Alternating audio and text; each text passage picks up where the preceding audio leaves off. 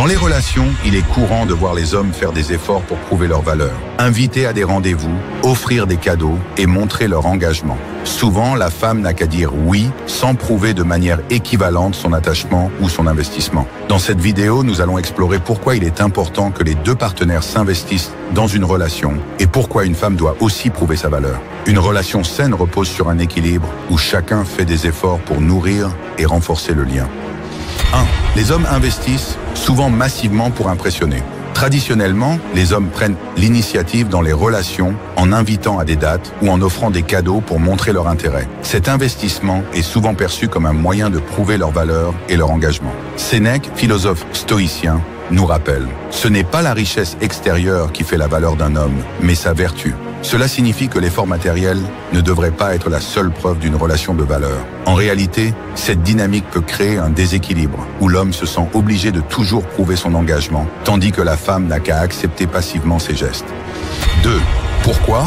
Une relation doit être réciproque. Une relation équilibrée repose sur un investissement mutuel. Il est important que la femme prouve aussi son attachement par ses actions. Dans un partenariat, chacun doit démontrer son engagement, non seulement par des mots, mais par des actes. L'équité émotionnelle permet de bâtir des bases solides et d'éviter les ressentiments. Lorsque la femme prouve aussi son investissement, que ce soit par des attentions, du soutien ou des gestes d'affection, elle montre qu'elle considère la relation comme un effort commun. Cela renforce le lien et crée une véritable complicité. 3. Le danger d'une relation déséquilibrée. Lorsque l'homme investit trop dans une relation sans réciprocité, cela peut créer un déséquilibre émotionnel et affectif. Il peut commencer à ressentir que ses efforts ne sont pas valorisés ou à se demander si la femme est vraiment attachée à la relation. Ce déséquilibre est souvent source de frustration et de conflits. Sun Tzu, dans l'art de la guerre, écrivait « Ne te bats pas une bataille que tu es certain de perdre ». Dans le contexte des relations, cela signifie qu'il est inutile de s'investir lourdement sans voir de signes concrets de réciprocité. Pour qu'une relation soit épanouissante, elle doit être nourrie des deux côtés. 4. Comment amener la femme à prouver son attachement ? Il ne s'agit pas de manipuler ou de jouer des jeux, mais de créer des situations où la femme montre son intérêt et son investissement. Au lieu d'offrir trop facilement des cadeaux ou des sorties, laisse-la aussi prendre des initiatives. Cela peut être aussi simple que de suggérer un rendez-vous, d'organiser une sortie ou de montrer son affection à travers de petites attentions. En invitant la femme à faire un effort pour te connaître et passer du temps avec toi, tu construis une relation plus équilibrée et basée sur la réciprocité. 5. Valoriser les actions plutôt que les paroles. Il est facile de dire des mots doux ou de promettre un engagement, mais ce sont les actions qui comptent vraiment. La philosophie stoïcienne nous apprend que les actes ont plus de valeur que les promesses. Dis peu, fais beaucoup. Il est important d'observer non seulement ce que la personne dit, mais ce qu'elle fait pour la relation. Si elle fait des efforts pour être présente, pour t'écouter et pour participer activement à la relation, c'est un signe positif de son attachement et de sa volonté de construire quelque chose de durable. 6. Encourager un investissement réciproque dans la relation. Pour que la relation soit saine et durable, il est essentiel de fixer des attentes claires dès le début et d'encourager la réciprocité. Cela peut signifier que chacun apporte sa contribution à la relation, qu'il s'agisse de gestes d'affection, de temps passé ensemble ou de soutien mutuel dans les moments difficiles. Une relation équilibrée se base sur le respect et l'admiration mutuelle, où chaque partenaire montre son investissement sans que l'un des deux se sente obligé de toujours prouver sa valeur. Les relations doivent être un échange réciproque, où chacun prouve son attachement par ses actions et son engagement. Faire travailler l'autre pour la relation ne signifie pas de créer des obstacles, mais d'encourager un investissement mutuel pour bâtir un partenariat solide et équilibré. Commente ci-dessous si tu penses que l'investissement mutuel est essentiel pour une relation épanouissante. Et abonne-toi pour plus de discussions sur les dynamiques relationnelles. Trouver la bonne personne pour partager sa vie est l'une des décisions les plus importantes que l'on puisse prendre. Dans cette vidéo, nous allons explorer les critères essentiels pour choisir une femme avec qui construire un avenir solide et harmonieux. De la compatibilité émotionnelle aux valeurs partagées, voyons ensemble ce qui importe vraiment. Share your heart. Partager des valeurs communes. Les valeurs sont le socle de toute relation durable. Elles influencent la manière de gérer les défis, d'élever des enfants et de prendre des décisions importantes. Choisir une partenaire qui partage tes valeurs t'assure un alignement profond, réduisant les conflits sur des sujets fondamentaux comme la famille, le travail et les responsabilités. Sans valeurs communes, des désaccords sur ces éléments de base peuvent survenir et éroder la relation. 2. Cherche la compatibilité émotionnelle. La compatibilité émotionnelle permet à un couple de naviguer harmonieusement dans les hauts et les bas de la vie. Elle signifie que vous êtes capable de communiquer ouvertement, de partager vos sentiments et de vous soutenir mutuellement dans les moments difficiles. Une femme avec qui tu te sens compris et soutenu favorisera une relation stable et équilibrée où chacun peut évoluer en toute sécurité. 3. Choisis quelqu'un avec qui tu peux grandir. Une bonne relation repose sur la croissance mutuelle. La femme que tu choisis doit être une source d'inspiration, quelqu'un qui t'encourage à devenir une meilleure version de toi-même, tout en se développant elle aussi. Cette volonté de grandir ensemble crée une dynamique positive et renforce le couple, surtout lorsque vous affrontez des défis ou réalisez des projets communs. 4. Assure-toi qu'elle te respecte et te soutienne. Le respect est fondamental dans toute relation. Choisir une femme qui te respecte et qui respecte tes rêves est essentiel pour maintenir un environnement positif. Le soutien mutuel favorise l'épanouissement de chacun. Lorsque l'autre personne croit en tes capacités et t'encourage, cela te motive à aller de l'avant et à donner le meilleur de toi-même, sans crainte d'être jugé ou minimisé. 14. Considère sa capacité à gérer les conflits de manière constructive. Les conflits sont inévitables dans un couple, mais savoir les gérer avec respect et intelligence est crucial. Observe comment elle réagit dans les situations de désaccord. Est-elle capable de discuter calmement et de trouver des compromis, ou préfère-t-elle éviter les conversations difficiles? La capacité à gérer les conflits de manière constructive renforce la relation et permet d'aborder les problèmes avec maturité. 6. Cherche une connexion sur le plan des ambitions et projets de vie. Une relation durable se construit plus facilement lorsque les deux partenaires ont des objectifs et des projets de vie compatibles. Cela ne signifie pas que vous devez avoir les mêmes passions, mais que vous êtes alignés sur des aspects clés comme la carrière, les voyages ou le type de vie que vous souhaitez. Choisir une femme dont les aspirations rejoignent les tiennes vous permettra de bâtir un avenir commun plus serein et satisfaisant. Choisir sa partenaire de vie demande une réflexion sérieuse. Les valeurs communes, la compatibilité émotionnelle et le respect mutuel sont essentiels pour bâtir une relation solide et durable. Prenez le temps d'analyser ces critères pour vous assurer que vous êtes avec quelqu'un qui vous aidera à grandir et qui partage vos aspirations. Commentez ci-dessous ce que vous recherchez le plus chez une partenaire et abonnez-vous pour plus de conseils relationnels. Quand il s'agit de relations, choisir une partenaire qui respecte, soutient et encourage est essentiel pour une vie harmonieuse. Cependant, certains types de comportements peuvent causer des tensions et nuire au bien-être. Dans cette vidéo, nous allons explorer les types de femmes à éviter afin de construire une relation épanouissante et durable. 1. La manipulatrice. La manipulatrice utilise la ruse et les tactiques émotionnelles pour obtenir ce qu'elle veut. Elle peut souvent adopter des comportements de contrôle subtils, comme la culpabilisation ou le chantage émotionnel, pour influencer ses partenaires. Ce type de personne ne respecte pas les limites des autres et risque de te faire perdre confiance en toi. Il est crucial de reconnaître ce comportement pour éviter une relation où tu te sens constamment manipulé ou contrôlé. 3. La victime perpétuelle. Ce type de femme se positionne constamment en victime, attirant la sympathie et utilisant les circonstances pour justifier ses erreurs ou ses comportements. Elle ne prend pas de responsabilité personnelle et accuse souvent les autres ou les circonstances de ses échecs. Une relation équilibrée demande de la maturité émotionnelle et la capacité d'assumer ses responsabilités. Sans cela, elle risque de créer des conflits constants. 2. L'éternelle insatisfaite. Rien ne semble jamais suffisant pour elle. L'éternelle insatisfaite est constamment à la recherche de plus, que ce soit en matière de finances, de validation ou d'attention. Elle peut te faire sentir que tes efforts ne sont jamais à la hauteur, ce qui est épuisant et démoralisant sur le long terme. Les relations doivent être équilibrées et si tu te retrouves à toujours essayer de combler un vide chez elle, cela peut devenir rapidement toxique. 4. La femme hyper jalouse. La jalousie est un sentiment naturel dans une relation, mais quand elle devient excessive, elle étouffe la relation. Une femme excessivement jalouse peut te surveiller constamment, douter de ta fidélité sans raison et te faire sentir coupable pour des choses anodines. Cela mène souvent à une relation pleine de tension et de méfiance. La confiance est essentielle et sans elle, la relation devient insoutenable. 5. La femme opportuniste. L'opportuniste est surtout intéressée par ce que la relation peut lui apporter matériellement. Elle peut paraître charmante au début, mais ses intentions sont souvent orientées vers des bénéfices personnels plutôt que le bien-être du couple. Ce type de comportement risque de rendre la relation superficielle et déséquilibrée, car elle ne sera là que tant qu'elle a quelque chose à y gagner. 6. La femme négative. La négativité constante peut être épuisante et décourageante. Une femme qui critique tout, qui se plaint souvent et qui voit toujours le côté sombre des choses risque d'affecter ton propre bien-être mental. La positivité est essentielle pour une relation épanouie et un partenaire qui encourage et motive est précieux. Si elle t'entraîne vers le bas avec sa négativité, il est peut-être temps de reconsidérer la relation.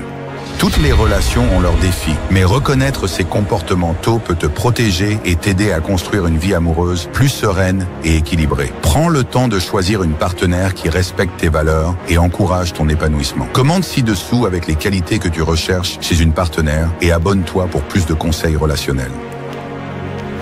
Les relations doivent être un échange réciproque, où chacun prouve son attachement par ses actions et son engagement. Faire travailler l'autre pour la relation ne signifie pas de créer des obstacles, mais d'encourager un investissement mutuel pour bâtir un partenariat solide et équilibré. Commande ci-dessous si tu penses que l'investissement mutuel est essentiel pour une relation épanouissante. Et abonne-toi pour plus de discussions sur les dynamiques relationnelles. 1. Les cerveaux masculins et féminins traitent les émotions différemment. Les femmes et les hommes ressentent des émotions similaires, mais les circuits neuronaux impliqués dans le traitement émotionnel présentent des différences subtiles. Selon une étude de l'Université de Cambridge, les femmes tendent à utiliser davantage les régions du cerveau associées à la mémoire émotionnelle et à l'empathie, tandis que les hommes utilisent dans des zones qui favorisent une réponse analytique. L'amygdale, qui gère les réponses émotionnelles, a une connectivité plus développée chez les femmes vers les régions de traitement social. Cela pourrait expliquer pourquoi les femmes expriment souvent leurs émotions de manière plus complexe et sont généralement perçues comme plus empathiques. 2. Réaction face au stress. Combat ou fuite versus tend and befriend. Face au stress, les hommes et les femmes réagissent de manière quelque peu différente, influencées par des millions d'années d'évolution. La réponse combat ou fuite est plus courante chez les hommes. Un réflexe qui remonte à l'époque où la survie dépendait de la confrontation des menaces. Les femmes, en revanche, montrent souvent une réaction de type tend and befriend, protéger et s'allier, selon les travaux de la chercheuse Shelley E. Taylor. Cela les pousse à chercher le soutien social pour diminuer le stress et à renforcer les liens sociaux dans des moments difficiles. Ce modèle est en partie influencé par l'ocytocine, une hormone plus activement sécrétée chez les femmes sous stress, favorisant ainsi les comportements de soutien mutuel et de protection. 3. Style de communication, fait et raison versus émotion et expérience. Les recherches montrent que les hommes et les femmes communiquent souvent différemment. Une étude de la Linguistic Society of America a révélé que les hommes tendent à privilégier les faits et les solutions lorsqu'ils communiquent, en particulier dans les contextes de résolution de problèmes. En revanche, les femmes ont tendance à privilégier les expériences personnelles et à valoriser la dimension émotionnelle des échanges. Selon Deborah Tannen, linguiste spécialisée dans les différences de genre, cela vient du fait que les femmes perçoivent souvent la conversation comme un moyen de se connecter émotionnellement, tandis que les hommes la voient davantage comme une manière d'échanger des informations ou de résoudre un problème. 4. Traitement des infos et orientation spatiale. Raisonnement déductif versus intuition sociale. Les différences dans les préférences et les styles de traitement de l'information sont également bien documentées. Une étude de l'Université de Pennsylvanie a montré que les hommes possèdent généralement une capacité supérieure en orientation spatiale, ce qui est attribué à des connexions plus fortes dans les hémisphères du cerveau associées à la perception de l'espace. Les femmes, en revanche, montrent une préférence pour l'intuition sociale et sont plus enclines à faire des liens sociaux et émotionnels dans leur raisonnement. Ces distinctions sont interprétées comme des adaptations à des rôles évolutifs distincts dans lesquels les hommes devaient souvent s'orienter sur de longues distances pour la chasse, tandis que les femmes se consacraient à des activités de coopération et de soins au sein du groupe. 5. La perception du leadership et de l'autorité. Les différences dans la perception de l'autorité et du leadership entre les genres sont aussi frappantes. Une étude de la Harvard Business Review a constaté que les femmes dans des rôles de leadership sont souvent perçues comme plus empathiques et attentives aux besoins de l'équipe, tandis que les hommes sont plus souvent vus comme étant directs et orientés vers les résultats. Cela ne signifie pas que les femmes sont moins capables de leadership, mais qu'elles ont tendance à prioriser la cohésion et la collaboration au sein de l'équipe, tandis que les hommes privilégient les objectifs. Ces deux styles se complètent, mais sont souvent perçus différemment par la société.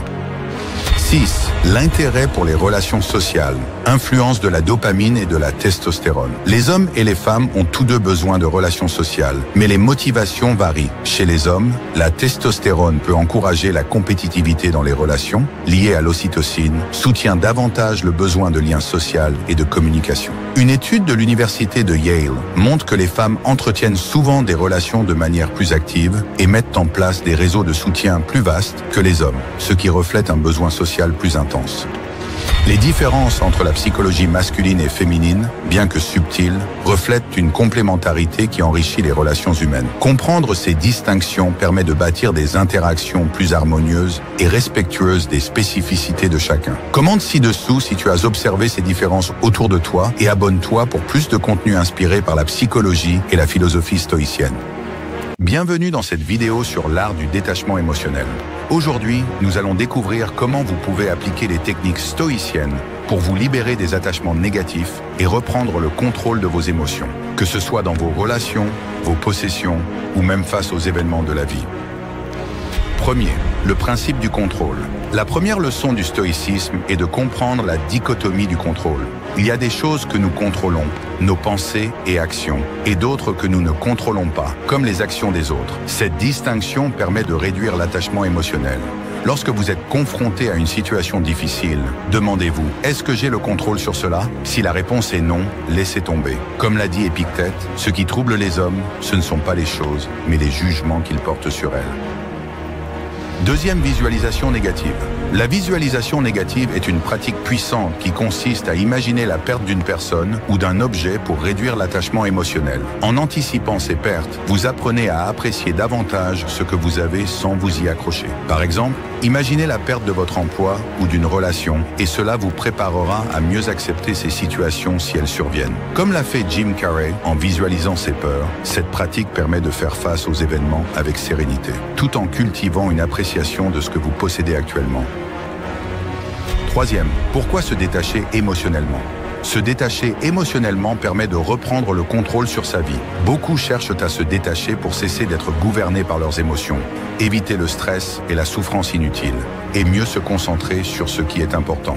Par exemple, dans une relation toxique, se détacher émotionnellement vous permet de ne plus être dépendant des émotions négatives de l'autre. Le détachement vous donne aussi plus de clarté mentale pour prendre des décisions rationnelles et améliorer votre bien-être. Les raisons les plus courantes incluent le désir d'éviter la souffrance émotionnelle liée aux pertes, le besoin de préserver son énergie mentale et l'envie de ne plus dépendre des événements externes pour trouver le bonheur. Le stoïcien Marc Aurèle a dit « Le bonheur de ta vie dépend de la qualité de tes pensées ».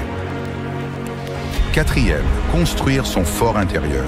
Le stoïcisme enseigne à bâtir un fort intérieur, un espace de paix où vous pouvez vous réfugier face aux tempêtes émotionnelles. Observez vos émotions sans réagir immédiatement, en prenant un moment pour respirer et réfléchir. Cela vous permet de répondre aux situations plutôt que de réagir instinctivement.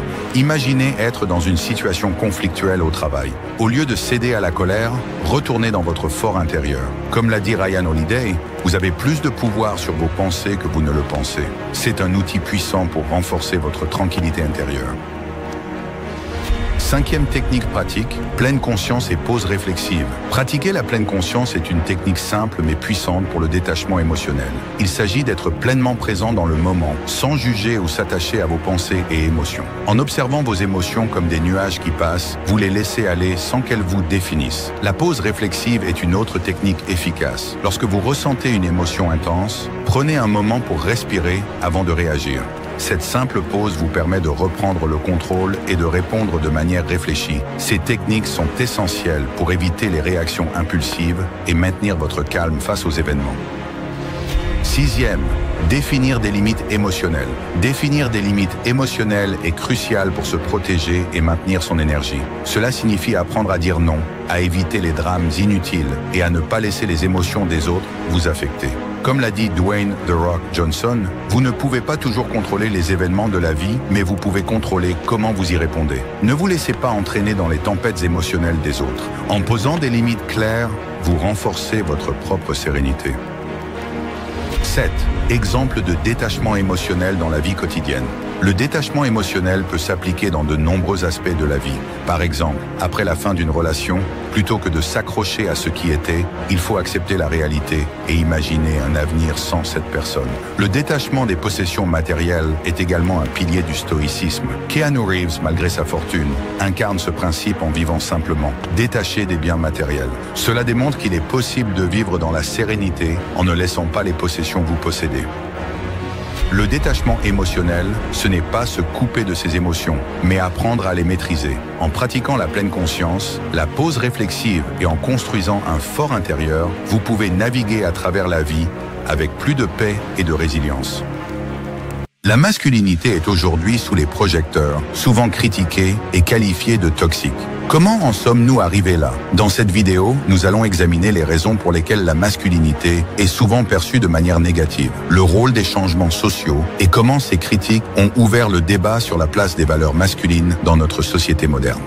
Point 1. Les valeurs masculines traditionnelles face à la modernité. Les hommes ont historiquement incarné des valeurs de force, de protection et de courage. Dans des époques où la survie dépendait de la force physique et de l'endurance face à la nature, ces qualités étaient essentielles. Cependant, avec la modernisation de notre société et l'apparition d'un environnement de vie plus confortable et sécurisé, ce besoin de dureté s'est atténué. En conséquence, les traits associés à la masculinité traditionnelle peuvent aujourd'hui paraître moins adaptés à un monde où la coopération et la communication sont valorisées. Mais cela soulève la question, la masculinité doit-elle se redéfinir ou est-elle simplement mal comprise dans ce nouveau contexte? 2. L'influence du féminisme et des médias sur l'image de la masculinité. Le féminisme a contribué de manière cruciale à l'égalité des droits, permettant aux femmes de revendiquer un rôle plus libre et égal dans la société. Ce mouvement a également ouvert la voie à une réflexion plus profonde sur le rôle des hommes et sur la répartition des responsabilités. Cependant, en même temps, les médias et les réseaux sociaux ont souvent diffusé une image controversée de la masculinité en lien avec le terme toxique. Le concept de masculinité toxique a commencé à être associés à des comportements tels que la violence, l'agressivité et la domination. Des traits qui ont parfois été interprétés comme caractéristiques masculines universelles. Cette vision simplifiée a été largement reprise et amplifiée par les plateformes médiatiques et les réseaux sociaux, créant une image publique souvent négative de la masculinité en occultant ses aspects équilibrés et positifs. De plus, certains influenceurs polarisants contribuent à renforcer cette perception en promouvant des messages à la fois inspirants et provocateurs, ce qui alimente les controverses. Ce traitement médiatique a mené à des critiques généralisées et à un flou autour de la notion même de masculinité, là où, dans son essence, elle peut rester positive et constructive. 3e, le ramollissement des hommes dû à une vie moderne confortable. Avec les avancées technologiques et l'urbanisation, les hommes n'ont plus besoin d'affronter la nature ou les dangers pour subvenir aux besoins de leur famille. Ce confort moderne a entraîné une perte des compétences physiques et mentales qui autrefois définissaient de la masculinité, telles que la capacité à prendre des décisions sous pression, à défendre un territoire ou à faire preuve d'une grande endurance physique. Aujourd'hui, le confort amène certains hommes à adopter un mode de vie moins résilient, ce qui peut être interprété comme un affaiblissement des valeurs masculines. Cependant, pour certains, ce changement est un signe d'adaptation et non de faiblesse. Il soulève pourtant la question, la masculinité doit-elle nécessairement être dure pour être vraie ou peut-elle exister dans un monde pacifié? Chapitre 4. Le rôle de figures controversées comme Andrew Tate, 150 mots. Des figures comme Andrew Tate ou d'autres influenceurs masculins adoptent une vision de la masculinité qui prône le développement personnel, la résilience et la réussite. Leur message, à l'origine positive, encourage les hommes à retrouver confiance en eux, à travailler dur et à développer une discipline personnelle. Cependant, leur style de communication peut parfois paraître excessif, trop agressif ou macho, ce qui contribue à alimenter la perception négative de la masculinité. Ces personnalités illustrent un aspect de la masculinité basé sur l'auto-amélioration, mais l'angle provocateur de leur discours peut brouiller leur message. Pour certains, cette approche est toxique, tandis que d'autres y voient un rappel des valeurs masculines traditionnelles. Cette polarisation autour de leur image montre à quel point la masculinité est un sujet sensible et souvent mal interprété. Arcane 5, pourquoi la masculinité reste une valeur nécessaire, 150 mots. La masculinité et la féminité sont des énergies complémentaires toutes deux essentielles dans notre société. La vraie masculinité, lorsqu'elle est vécue de manière équilibrée, offre des qualités de protection, de courage et de responsabilité qui ne sont ni toxiques ni oppressives. Ces valeurs sont fondamentales pour construire des relations équilibrées et pour contribuer positivement à la société. Les critiques contemporaines soulignent des aspects problématiques de la masculinité, mais cela ne signifie pas qu'elle est fondamentalement toxique. Elle est simplement en pleine transformation, cherchant un équilibre entre tradition et modernité. La masculinité n'a pas besoin d'être éliminée, mais ajustée pour mieux s'adapter aux valeurs actuelles, tout en conservant son essence de force, de résilience et de soutien envers les autres.